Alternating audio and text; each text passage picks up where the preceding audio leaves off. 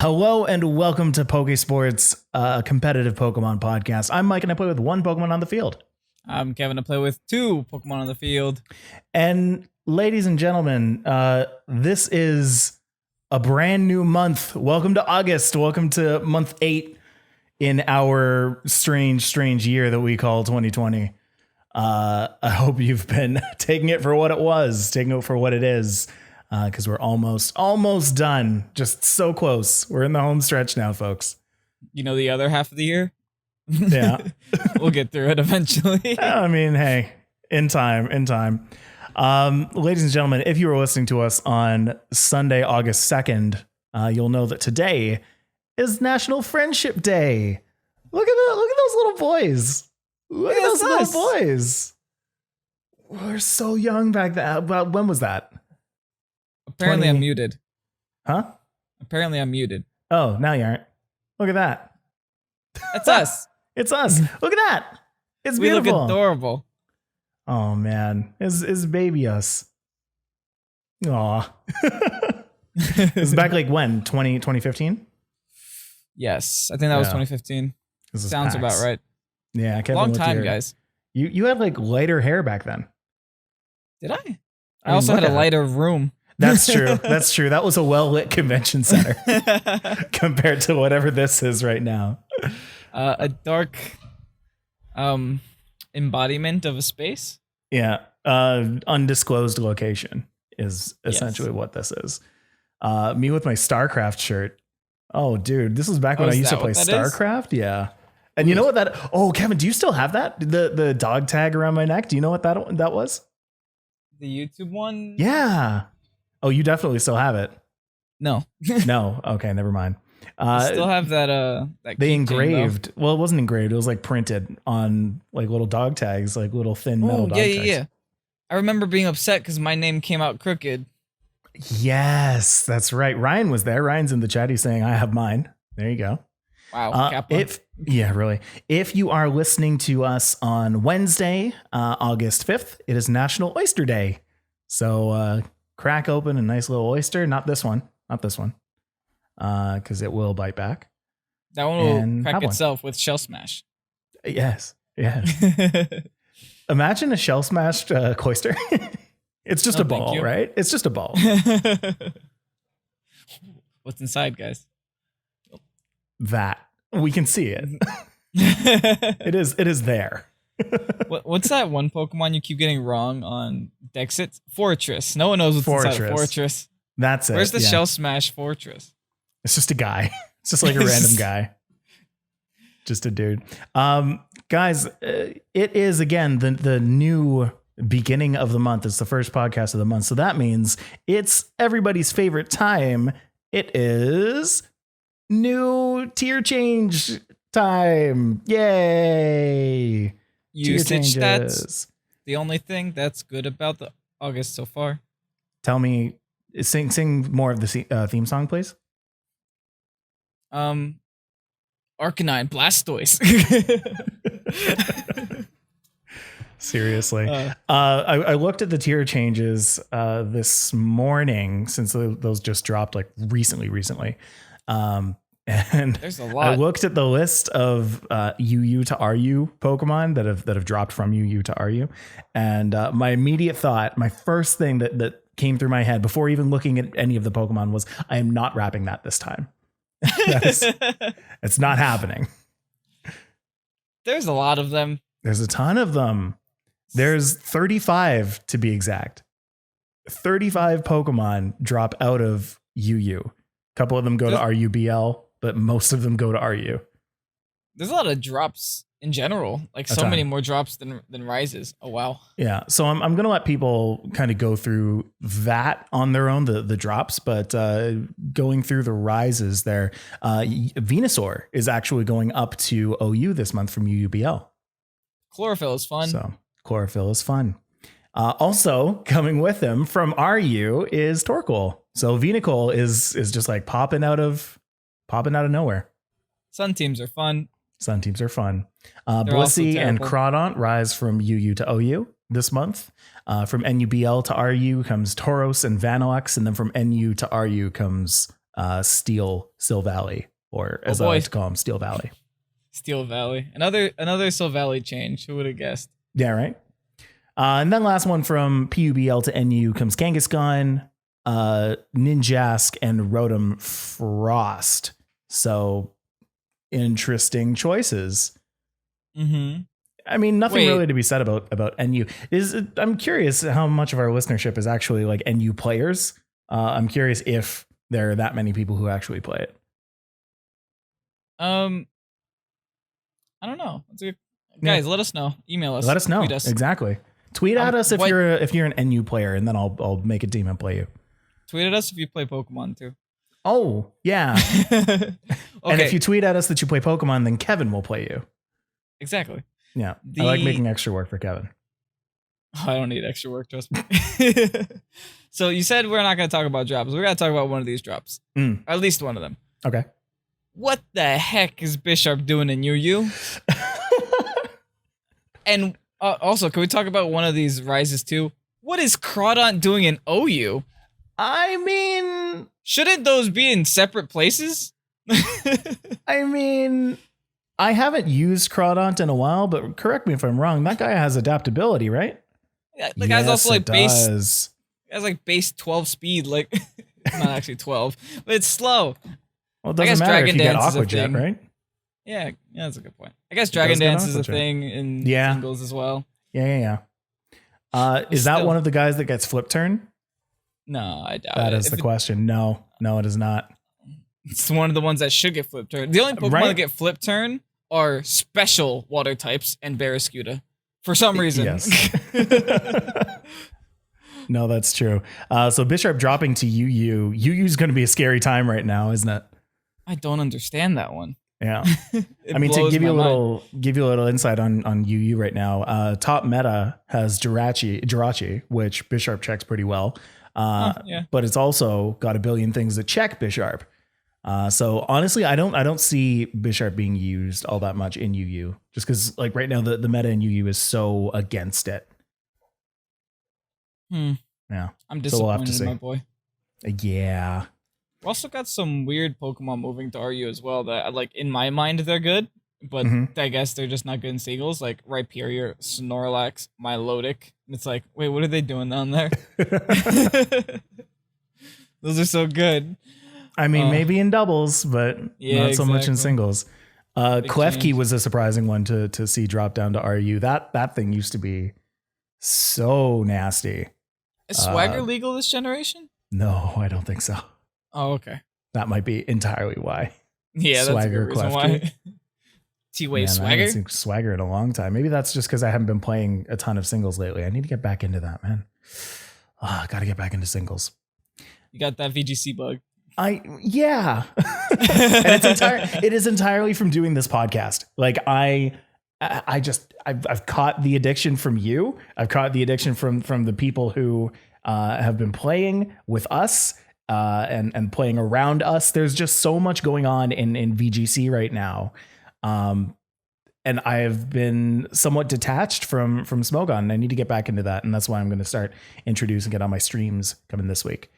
We need to make a new shirt, one that says, I play with everything on the field. That's going to be Mike's shirt. I play with all my Pokemon on the field. Yeah, true. Why choose? Why not both? You know? So that is those are the tier changes for August. OU, like again, look at all of these for UU to RU. It's nuts. The way that, you know, usage stats are looking right now. Ubers is probably the most solidified, I would say right now.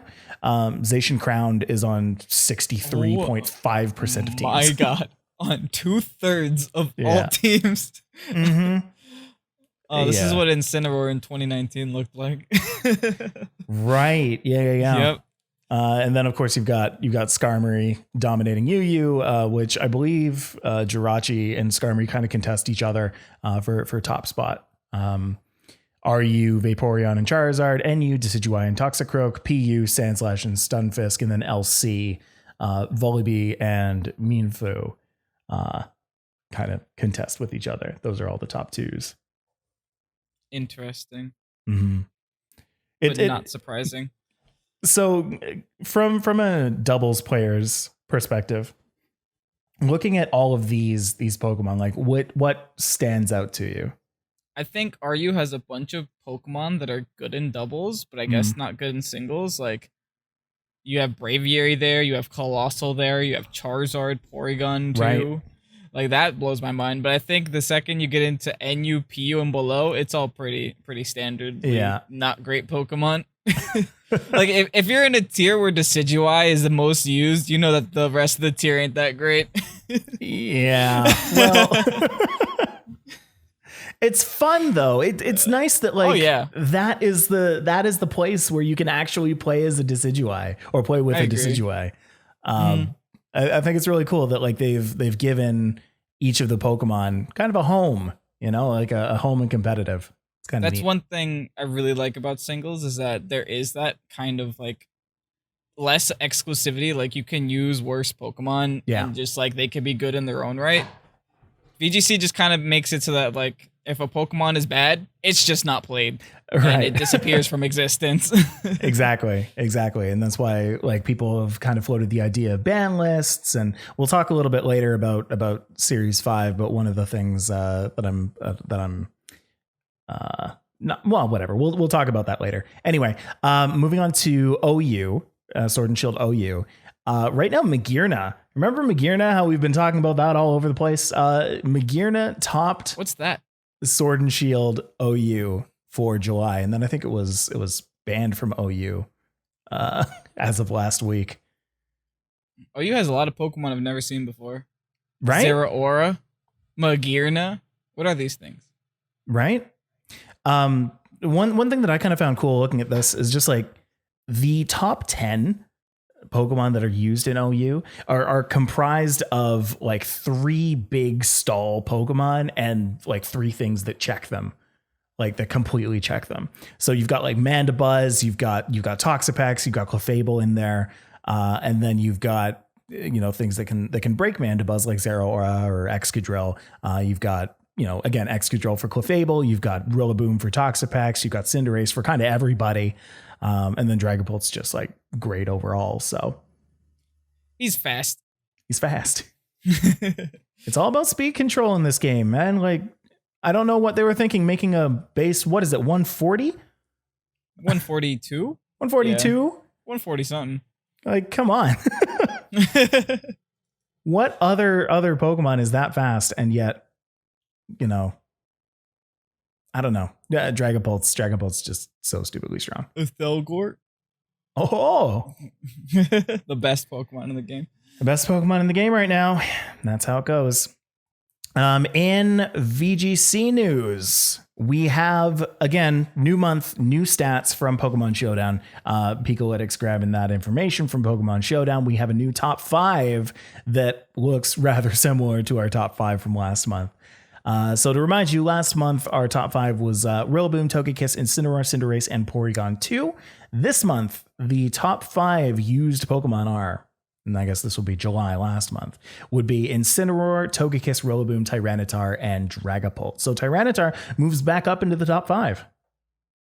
That's super interesting. And Tyranitar is like one of those Pokemon where I think it's just becoming a lot better because other Pokemon in the meta are becoming a lot better. Right. Tyranitar is a great check to weather. Weather is everywhere, especially with Sun teams making a resurgence and, you know, Charizard becoming a big threat now to counter the Rillaboom and the Corviknights. On top of that, Tyranitar is like one of the few Pokemon that can really, really just stand in front of a Porygon Z and not care. But something interesting about these numbers, I think looking back at last month, the highest usage was the Rillaboom at like 31, which is what's super interesting is that all the other usages after that were like 20s, 20, like top 20s, lower 20s, 15s, etc. You have 3 Pokemon here, all at 40+% with Rillaboom and Togekiss, the exact same percentage. What does that say? That says that people are using those 3 Pokemon on the exact same team very often. And it also does say that when you have higher percentages like this, the meta is stabilizing. There is a clear cut picture of what is good and what is bad. People are no longer using Galarian Slowbro as their Trick Room setter because it's not a new Pokemon anymore. People are just using the Hatterene because Hatterene is the better option. Just things like that. People know Rillaboom is good. People know Togekiss will always remain good. Like until you introduce new Follow Me users and new Rage Powder users, Togekiss will remain broken. And then Incineroar, you know. It's the top cat, dude. Arcanine tried. It couldn't take it down. It's funny. We're still in the frame of mind where wherever we say anything about Incineroar, we always have to bring up Arcanine. They're the same Pokemon. It was just so big for a time, and then bye Arcanine, not here anymore. You see it sometimes. Dragapult's also another one that moved back up into the top 5, so that one's kind of interesting as well. People can't make their mind up about Dragapult, guys. Yeah. Like, the beginning it was like, oh, everyone, weakness policy Dragapult. And then people were like, it's not that great.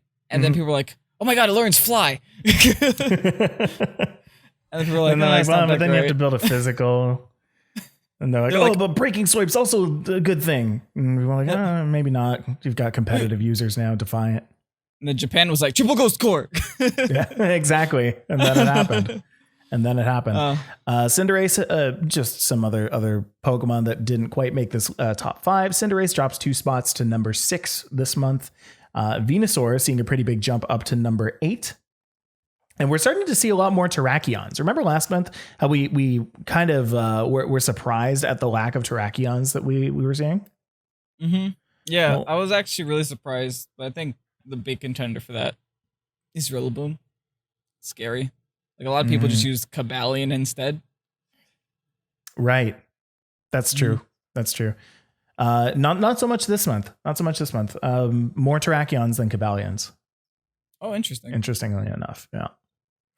I mean, overall, Terrakion is the better Pokemon in comparison. It's just like, I don't know. I'm afraid to use it versus a Grassy Search or a Grassy Glide. Roixen in the chat says Terrakion. And I think that's very good. So very nice. All right. In other Pokemon news, Series 5 August has begun, meaning you can collect your rewards from the previous month. Pretty important to note here that we don't exactly have anything new on the horizon for Series 6. So this may be the first time in a little while where we have a nearly identical series. Series 5 was quite different from Series 4, was quite different from Series 3. But Series 6, not too much looking different. So what I wanted to ask you, Kevin, and the chat is what kind of things would you like to see different for Series 6 that could kind of change up the game? That's an interesting point because every series has had something different until this point. And we've been given every single Gigantamax so far. Right? They're not gating anything anymore. Mm-hmm. Except... Melmetal. Oh, no, Kevin. That's technically not a mythic, right? Anyone with a smartphone can download Pokemon Go and get themselves a Melmetal, right? Oh, and Kevin, they just... I don't know if they finished, but GoFest was going on. So maybe if Melmetal enters this metagame, I will eat 5 beans at once. Oh no. Kevin, you have made a dangerous risk. I mean, what else do they bring? Right? Like they have to bring something. They're not just gonna let this run stale until Crown Tundra. That's like, ugh. Yeah. So I mean, something that I kind of thought of, Pokemon Company, listen up. Pokemon Company, listen up. Oh geez, Kevin with the beans. It is they fully could go and like, you know, change up what is and isn't allowed in the game again, and kind of like a miniature Dexit, if you will. Just kind of like remove some of the top meta or remove some of the, I don't know, allowable items. something like that. Just change it up a little bit. Have some fun with it. Mm-hmm. Know what I'm saying? What does Gmax Melmetal's move even do? It makes you a birthday cake. Oh, it's 1 week too late, Mike. Well, you can't it's stop called these Gmax things. Gmax Meltdown. Yeah, inflicts damage or prevents the target and its allies. Mike, why would it have that there unless they were gonna use this in doubles? From using the same move twice in a row. Its power and whether it is a special or physical move depends on the move it's based on. Well, that's with every single thing. Yeah.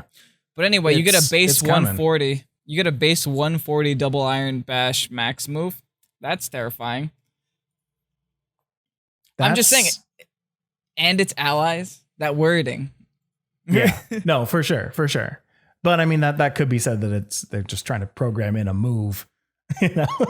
No, there has to be a bigger meaning. Okay, you asked me the question. What do you want to see in Series 6?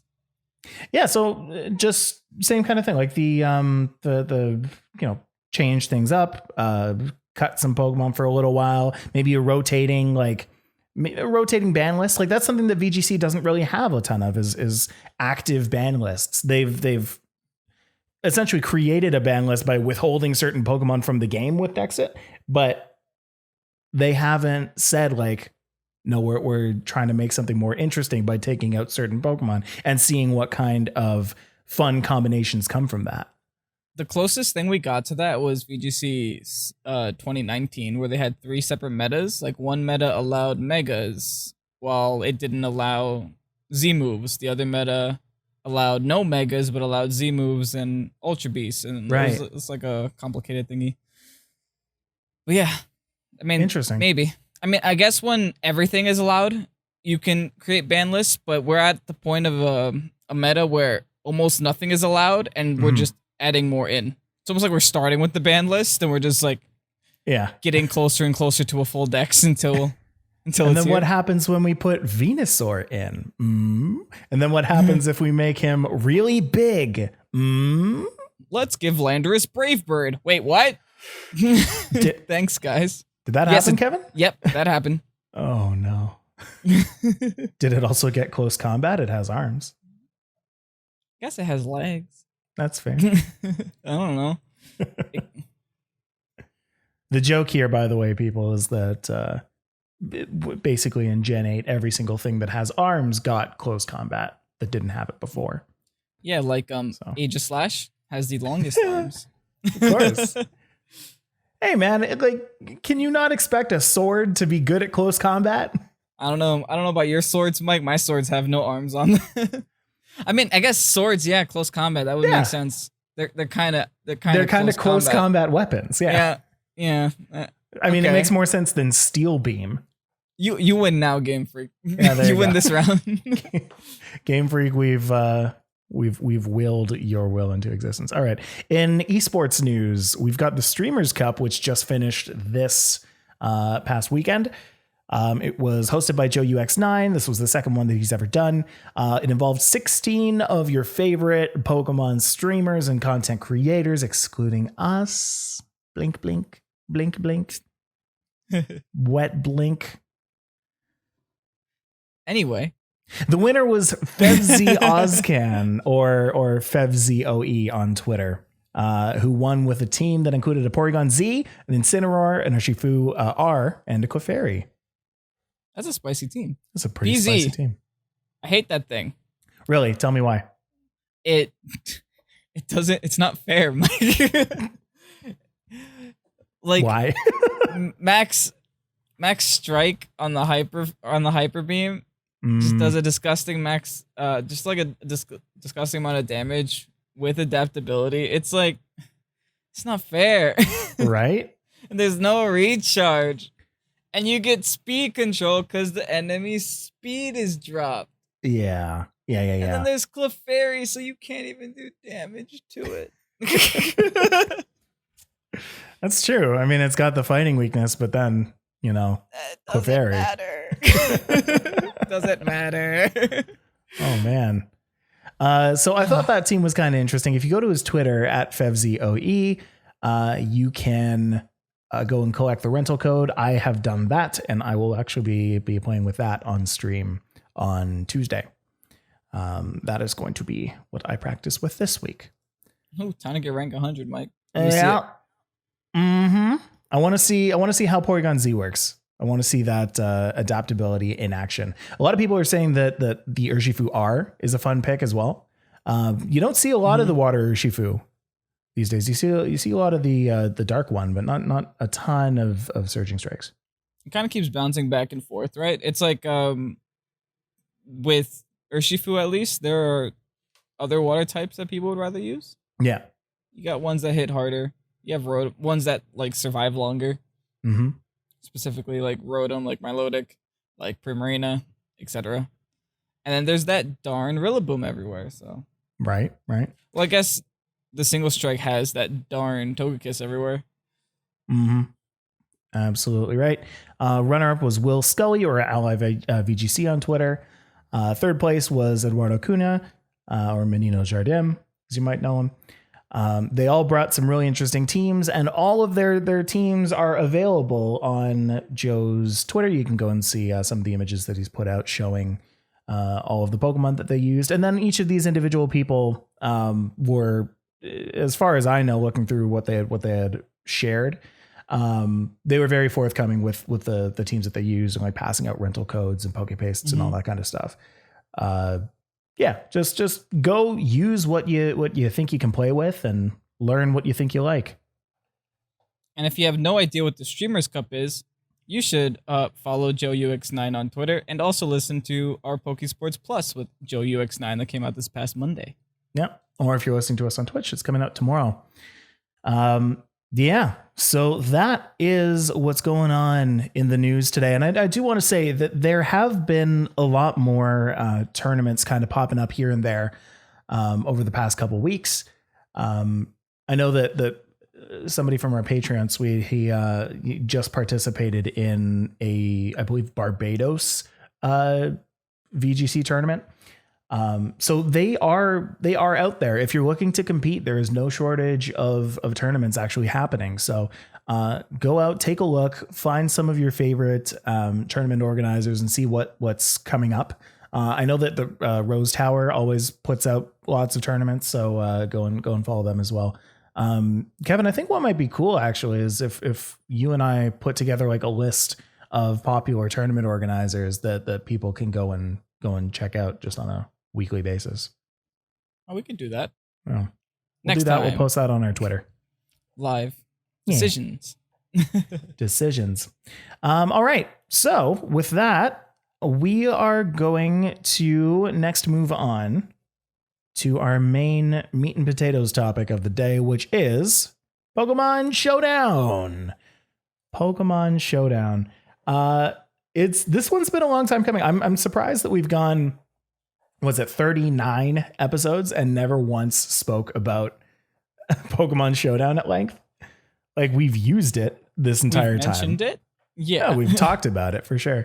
But I have about 1,000 games in it. Yep. under just the Pokesports podcast account. But we've never really gone in depth with it. And I don't think that it makes sense for our audience if we spent this podcast explaining what Pokemon Showdown is, because I think for the most part, if you've been playing Pokemon, then you've at least once or twice, if not for the majority of your Pokemon career, experienced Pokemon Showdown. But I will say that if you've been playing competitive Pokemon for a while and have not heard of Pokemon Showdown, I feel like we get to be the person in Dragon Ball Z who shows somebody else the hyperbolic time chamber for the first time. It's like, hey, you can go in this room and do everything like 1,000 times faster than time actually moves, and you'll come out a better person. Like, this is actually a very good point. It was like we were on like EXP Share Pod, and they were talking about Pokemon Showdown, about how it goes too fast for them. Like that's like the whole point for us. That's the point. Like, yeah, like it's supposed to go fast. Because eventually people playing the game will be like, well, this is going, not that it's going too slow, but like it's kind of hard to retain stuff when you practice the same game over and over, and it takes that long to finish a game.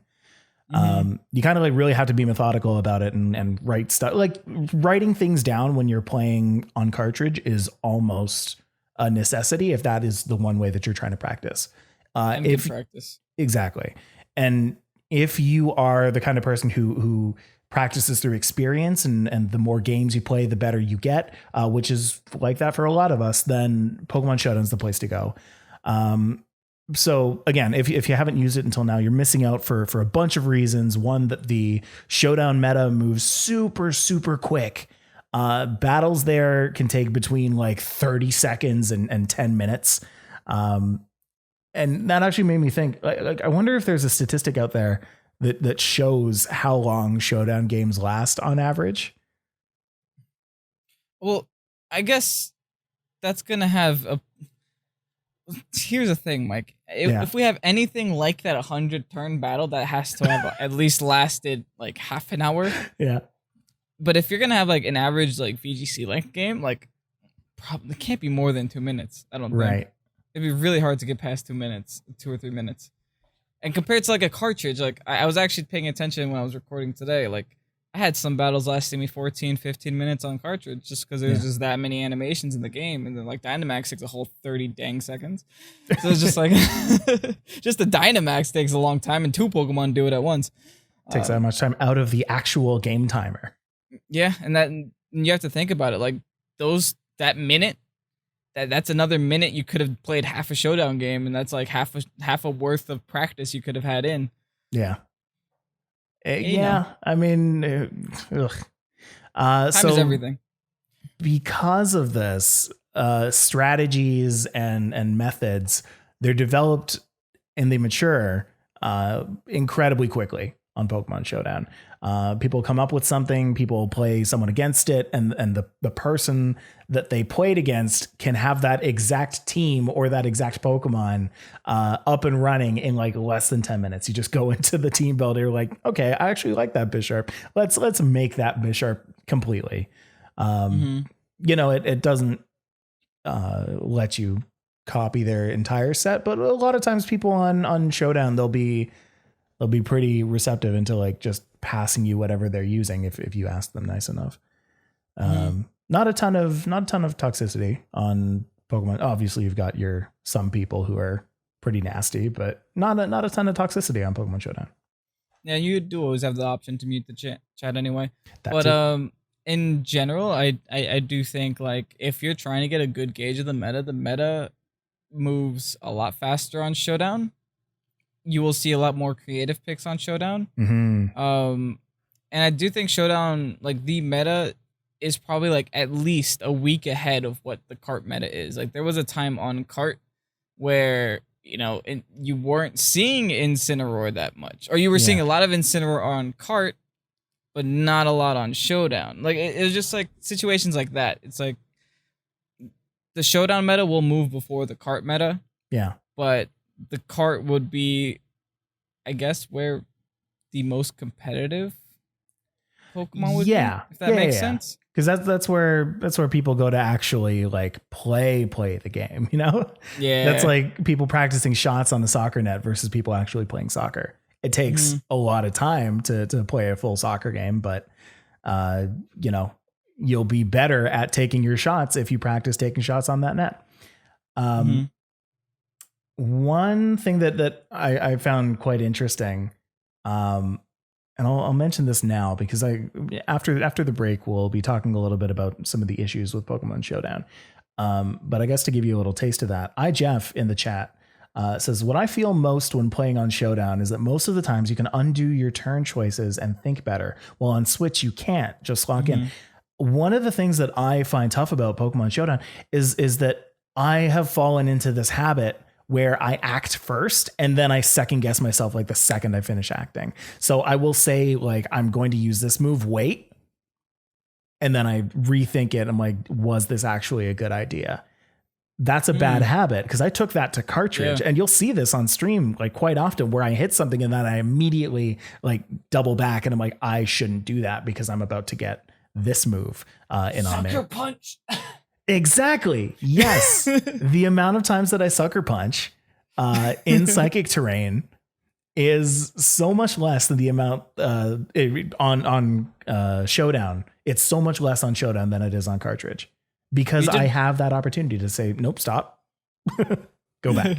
You did actually bring up a really good point. It does promote poor playstyle. If we just looked at, because we commentated El Scorcho's finals match versus Tofu for the July Pokesports League.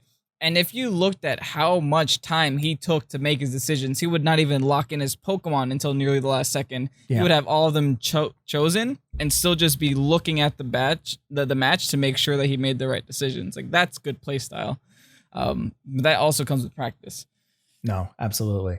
Also, Banditti in the chat says the beat up animation on cart is longer than a Tarantino movie, and I would tend to agree. Absolutely. So yeah, the good thing though, staying toward the positive of Showdown though, the great thing of the strategies moving so quickly is that statistics, they change month to month. It keeps things fresh. It keeps things new. And sites like Picolytics and sites like Babiri, which gather this information, will show those changes clearly, and you can kind of decide for yourself if this is something that I can actually bring into my own game.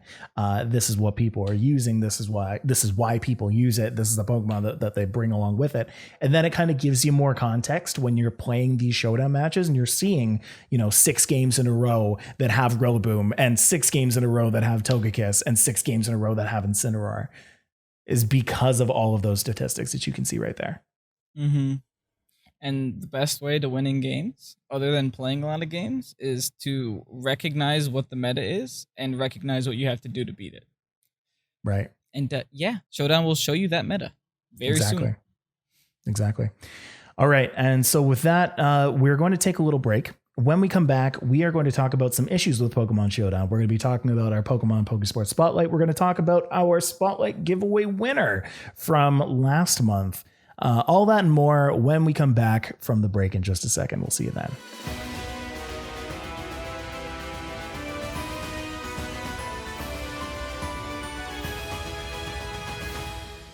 And we are back. Welcome back to Pokesports Podcast. Kevin, we spoke with Joe UX9 with Joseph Ugarte this past Monday, I suppose, or tomorrow if you're listening to us live. And one thing that he mentioned, and I wanted to bring this up with you, is Bisharp specifically. We've spoken a lot about Bisharp today, actually. I like it. Yeah. I don't know. He's not a big fan. He's not a big fan of Bisharp. And that caused a bit of an uproar in our Discord. Oh yeah, because they got the early patrons. episode. Yeah, they got the early episode on Patreon. So they were talking about, like, I can't believe Joe doesn't like Bisharp. I thought we could be friends. So a lot of them were actually taking, I guess, the offensive stance and bringing Bisharp to the Pokesports League just out of spite. Nice. They're like, so, we're going to get high rating with Bisharp now. We're going to see that top 16 with Bisharp in like every slot. Bisharp's going to be the most used Pokemon this time around. Hey guys, if you want to win the Pokesports League, just bring Mach Punch. Yeah, really. It'll be okay. Oh my goodness. And on that note, actually, signups are open for this month's Pokesports League. Did we talk about the winner last week? Did we even know the winner last week? We did not know the winner. We didn't. 3 days ago. Yeah. Oh, that's true. 3 days. Wow, it's been a long 3 days. So the league actually came down to Scorcho versus Tofu. Tofu bringing all cats and Scorcho bringing lots of crit. And the match ended up going towards Scorcho. So he won the very first Pokesports Patron League. And right after that, we opened up signups for next month, and it goes up until August 10th, the signups. From then, we're going to go into a week long of group stages and then top 16. Last month, we did top 7 because we had 7 different groups. This time, we're doing it a little bit different. We're instead, making the same amount of groups, kind of, but we are going to have top 2 from each group move on to a top 16. So that ought to be pretty fun, and I'm looking forward to that quit a bit. Do you have your team ready though? Yeah, dude. Really? And I actually played my team a little bit on stream, and I think I ended. It was my stream where I was doing. I'm gonna make top 1,000 or I gift 10 subs. Oh, Yeah, that one. Yeah, that's the same team I'm using. I went like 11-2 with that Yeah. team. I'm like, you had okay. to give 10 subs. Yeah.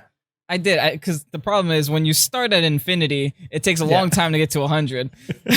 You know, you doomed yourself. Oh my god, I remember this. You said that to me. You're like, I'm gonna do a stream where I'm like top 1,000 or I give 10 subs, and I'm like, you sure about that, buddy? Like, and then I logged on for the first time in like 4 days. It's just like I hear that little dink, and I just see my rating go from like 10,000 to 20,000. Yeah, really exactly. Fast. I'm like, oh no, it's gonna take a long time. I thought I could do it from like 10,000. The problem is it wasn't from 10,000. Given enough time, you probably could. If that's the cool thing about playing any kind of ranked game is like if you have more than a like 50% win rate, it is just a matter of how much you play. Mm-hmm. That is true. You know. So I should have probably streamed a day where I didn't have work the next day, and I could have just probably kept going. Yeah. That stream cost me $50. I'm like, oh, fair enough. Rest in peace. Rest in peace. So speaking of playing a lot of games, let's talk a little bit more about Pokemon Showdown. Let's talk about some of the issues with Pokemon Showdown that we've been noticing. So one thing that Jeff mentioned before, just before the break, was the ability to play in real time and undo your choices. You're kind of stuck with whatever you choose on cartridge, not so much on browser. Another thing that I kind of thought of was the hive mentality aspect. So, you trends are really big on Pokemon Showdown. So if somebody makes a popular YouTube video, say Wolf puts out something or Weedle Twineedle puts out something, and people are like, oh, I really want to try out this round team. Then you see like this huge influx of people playing it for like at least a day and a half. And it's just like the advent of round happens shortly after that video is uploaded. So it's tough when that kind of thing happens for new players to kind of come in and understand the meta, because they're stuck playing against these teams that they've never seen, which is good in a way, but not when it I guess pollutes the metagame. Yeah, I guess what some people have to realize is if a content creator is making a video with a bad Pokemon, doesn't make the Pokemon good. It means they're winning. They're winning with a bad Pokemon. I agree with that. Yeah, because it's so easy to just import a Pokemon, copy a Pokepaste, and stick it onto Showdown. You do see that big influx of just these really weird best of one cheese strats usually. Yeah. So that is that's why like competitive players will tell you practice on Showdown, but try hard on cartridge, because you won't see that kind of commitment from people on cartridge, because that requires you to actually build the Pokemon, and that amount of time people aren't willing to give as just like a quick import. So sometimes the fastest way isn't the best way. And like Jake says, it competes with real quote quote Pokemon, right? Like that's not what the game is, that's what the flavor is right now. And although that will change over time, it's like there's the slow change that happens month over month, and then there's the quick change that happens with trends, and that kind of thing can throw people off. Now that does happen in other games as well. Like there are cheesy strats that come up in any kind of game. That's how, talking about StarCraft at the beginning of the episode, that's like Zergling rushes was a big thing. And then that just kind of stuck. But for a time, it was just like something that somebody tried once and it worked really well. And that just kind of caught on, but you never know what is and isn't going to catch on.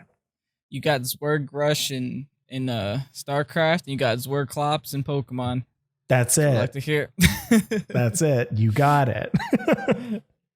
I try to make a connection. You did it. You brought it back, and I appreciate that. And then another thing too is just the amount of ladder anxiety that happens on Showdown ladder. A lot of people don't really consider Showdown to be the like end all be all for ranked play. So if they end a season or end a certain period of time without having, a certain rank, a lot of people were okay with that, but some people, they focus a lot on Pokemon Showdown. And so again, like clicking that ranked search for ranked button can be really tricky for some, not knowing if the team that's coming in is something that you can deal with or not, because of all the variety on Pokemon Showdown. It's rough. I don't know if this is a good thing or a bad thing. Probably a bad thing. Showdown's really addictive. Yes. Like, you know what I'm thinking about right now is that one time I was trying to edit a video. We were sitting in the Pokesports Discord, just in a group chat with a bunch of people. Yeah. And Mike's just like, okay, I'm just going to play like one more game. And it was like 11 o'clock. And then we looked at the time again. I'm still editing the video. Mike's still there playing random battles. It's 3 a.m. Yeah. It's so hard to stop. Like, that does sound about right. Yeah. Tofu says that was a fun night. Yes, it was. That's actually one of my vices, I guess, is Showdown random battles. If I have a bunch of free time, I could legit sit down and play random battles for hours and hours.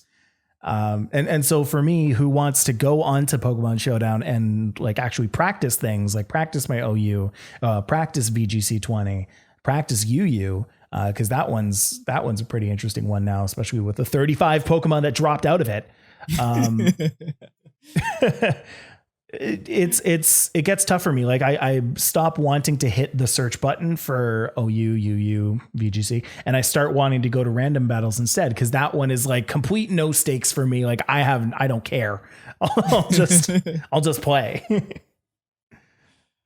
So off topic, but I've always found the enigma, like there's an enigma on Showdown. There's random battles and then there's unranked random battles.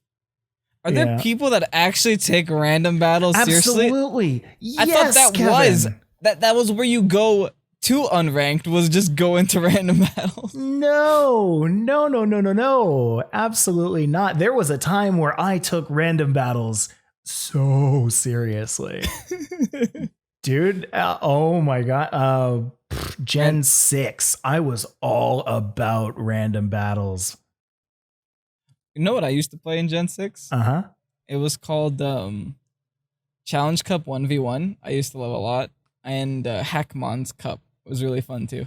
Okay, so I've heard of Hackmon's. I've seen it. Hackmon's don't know what you get like some crazy stuff. Like you will get a primordial sea Togepi. Like everything is random. Moves, abilities, EVs. It stats. Randomizes everything? Everything. Except for types. That's the only thing it doesn't touch. Oh. Yeah. And another one was the Challenge Cup 1v1, which is essentially random battles, but you only choose one Pokemon. So it's just a 1v1. Okay. So a lot of it's all random battle stuff. I've gotten high ladder on it though. I've gotten like I think I got like top 500 in Hackmons when it was Congratulations, Kevin. See, but now I'm being you from 2 minutes ago, where I'm yucking your yum. Good job. Like you did it, man.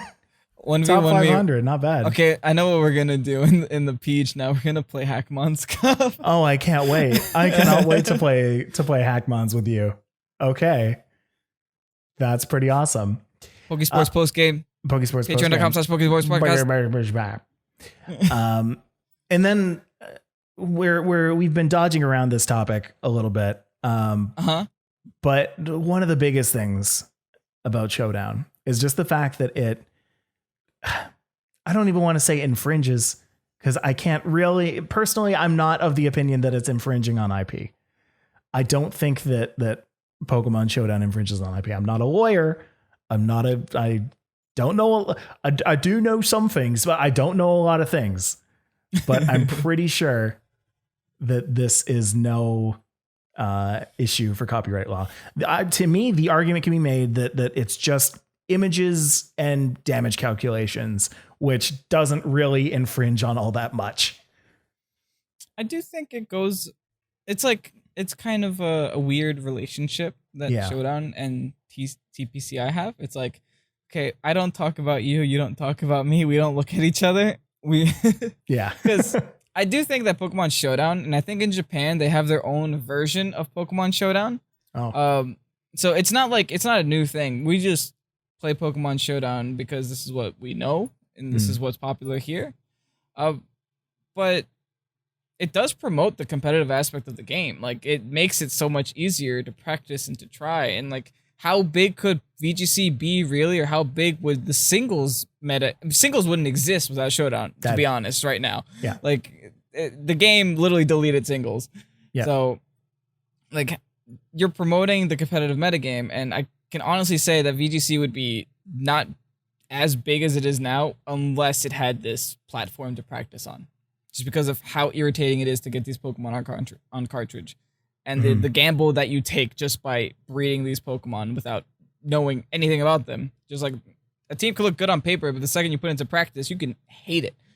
Yeah. And I mean, like, they know that, right? Like, they know that that's how the game would go, is the way that they've built their game. It would not keep people as long if there wasn't a way for them to try things out really quickly and to play a bunch of games really quickly.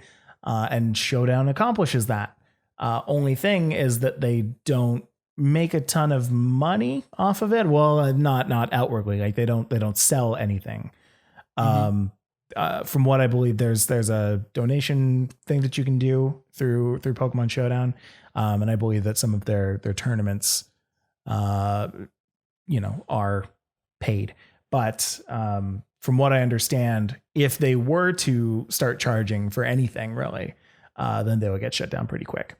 I do know that they did try for a little bit to roll out an app a few years ago. I very vividly remember, this is probably like 2014, 2013, probably earlier even. I think this might have been when I was in high school. Geez. And that was like a week, and then it was gone. And then maybe you could like download the API for a little bit. And I think you still can somehow download the API or APK for Pokemon Showdown, but it's not legit. It's not on any app stores or anything, because TPCI will like immediately take that down. Yeah, the Apple Store or like the Google Play Store is a little bit more marketed. Yeah. And Pokemon has apps there that you're competing with that IP for, versus on the internet, Pokemon doesn't really have any web-based games. Right? Until that Pokemon MOBA comes out. But, I keep almost forgetting about it, and then you bring it right back up and it makes me mad again. Oh no. I'm going to try it. I hope it's fun, but oh no. Yeah, TPCI definitely knows that Pokemon Showdown exists, right? Yeah, I mean, for sure. We had that incident in the beginning of the season where that I don't remember the player. There was somebody. Yeah, I know what you're talking about. Yeah. It's probably best to don't mention the player. They name dropped like hacking someone's Showdown account. That was during an interview. Yeah, I remember Aaron Zhang was interviewing him on the official like, Pokemon stream. Aaron's face was priceless. Aaron, we love you, but your face was great during that interview. You went real red. Oh, real red, real quick. It was very funny. Yeah, so I mean, I wouldn't know what to do in that situation either, so I can't even blame anyone. I mean, the best you can do is just like push on, just like, okay, next topic. Next question. You've answered it. You answered it, and I can't expect you to do anything but answer it. So let's move on to the next topic. Yeah. So I mean, again, for those of you who are competitors, try not to speak about Showdown if you're being interviewed at a sanctioned Pokemon event. Let's just say that. You don't want it to go away, guys. Let's not push it. Let's not push TPCI's buttons too much. We kind of need it. Yeah, exactly. Tofu says, Sweet said that Android still has it, possibly only in the UK. Yeah, I'm pretty sure that you can download Showdown for Android still. Because all it does is it connects to the Pokemon Showdown server, and it'll play as if you are on browser. Just, it's not up on the App Store, so you kind of have to go digging for it. But there are ways. And with that, that is going to be all for Pokemon Showdown. Let's super quick go into this week's Pokesports Pokemon Spotlight, which is, of course, your boy Porygon Z. Disgusting. There's Porygon Z. Kevin's not a big fan of Porygon Z. I hate it. Oh no, is this your Excadrill? Have we found your new Togekiss? No, my Excadrill is Noctowl. This is like if Noctowl had henchmen. We just got Porygon Z spazzing out. I don't like birds or anything that resemble birds. I guess Porygon is a bird, right? It's like a duck thing. Yeah. It's one just of a those bunch ducks of ovals that go down into the water. Yeah. If you guys like Porygon, Shark Dad, I know I helped you build that team, but we need to stop. We're causing a problem. Porygon Z, typically running Life Orb with the ability ability, level 50. EVs typically go 4 HP, 252 special attack, 252 speed. You just want it fast. You want it to hurt quite a bit. Adaptability is a huge ability for it, because that changes all stab to 2 times. Stab, same type attack bonus. So things like Hyper Beam, which you can turn into Max Smite. That's a 2 times 150 power move. You're basically making a Hyper Beam that does not have any kind of cooldown. You want me to tell you the problem with this? What's the problem with that? A lot of people forget to mention. Porygon has base 135 special attack. Yeah. That's more. Is that more than Hatterene? Like, I'm pretty sure it's like up there. That's like a ridiculous amount, and that's why the adaptability is so broken on it. Right. It's almost more than Hatterene. Hatterene has 136. Oh god, that's crazy. Yeah. And then you've got some other different kind of coverage moves on it, like Dark Pulse and Thunderbolt. Toss Protect on that, because Protect's a really good move. Listen to Joe UX9. He is right when he says that Protect is the most important move in the game, next to Expanding Force. Then, of course, you can bring, if you want to, Trick Room, Nasty Plot, Shadow Ball, Tri Attack. Lots of different options for Porygon Z, but really all you're truly bringing it for is that adaptability Max Smite. It's pretty nasty. The minus speed especially. Guys, if we all just use Tyranitar, this will disappear. I promise. We have to do this together. You want Porygon Z to go away? Join everyone. us. Everyone, just get rid of your Incineroar. Put in a Tyranitar instead. Give it a Salt Vest, even. This is like a spotlight for the inverse. This is like highlighting. Next week, we're going to talk about Tyranitar. This is like America's Most Wanted.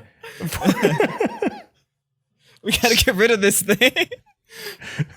We gotta get them. We're influencers. We gotta influence my.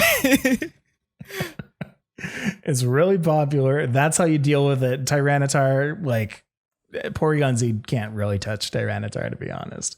Yeah, at all. To be honest, set up the sand and nothing matters. Yeah. All right. And then with that is going to be the end of the Pokesports Pokemon Spotlight. This Pokemon will be given away at the end of August with the other Pokemon that we spotlight as the month goes. Let's talk about last month's Spotlight giveaway.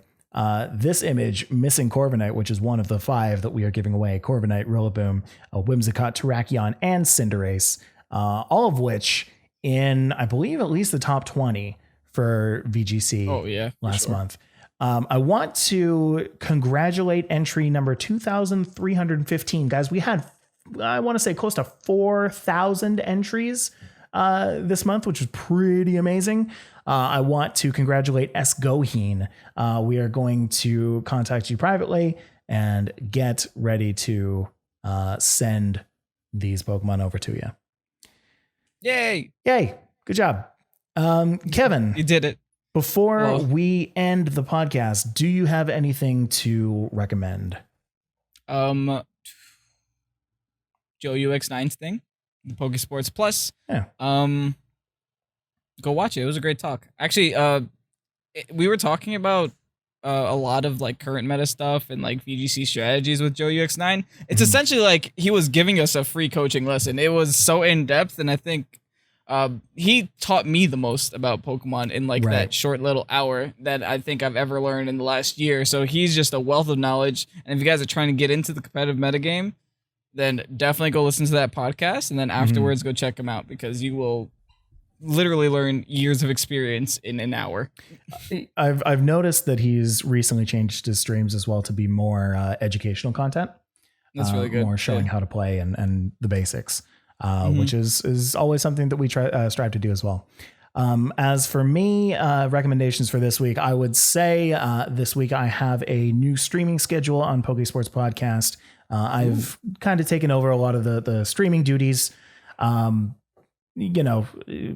on a new add-on that Picolytics is testing out, where you get to actually see the entire team on the screen. So that's pretty awesome. Go and check that out on Tuesday and Thursday at 12 p.m. EST.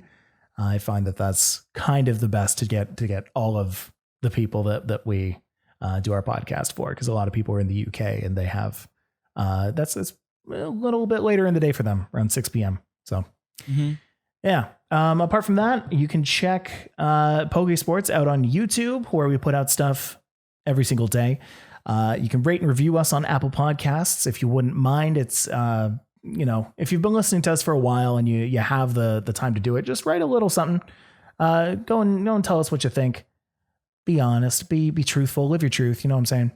And then last thing, Pokesports Podcast on Patreon. If you go to patreon.com/Pokesports we have signups again, like I mentioned a little bit earlier, signups going on for our August league.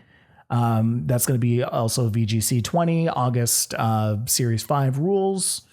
Signups are going to go until August 10th. And then if you're listening to this past August 10th, go and check it anyway, because we are likely going to be doing one every month for the next little bit. So very little downtime, very little downtime at all. The last one finished like 5 days ago. Yeah, exactly. 3-ish days ago. And then signups went up the day after. So, Kevin, where can people find you?